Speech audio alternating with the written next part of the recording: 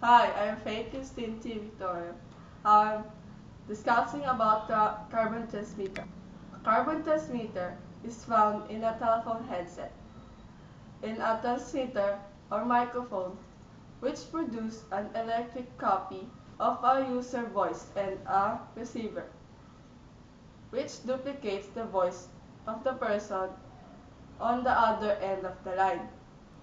In a carbon transmitter, the sound waves of the user voice makes a diaphragm vibrates. The vibration causes of metal done in expert pressure on carbon grains. Electric current flows through the grains, which a strength relates to this pressure. Copying the voice. In the receiver, the electric copy of the caller voice flows through the wire, producing variation in a magnetic field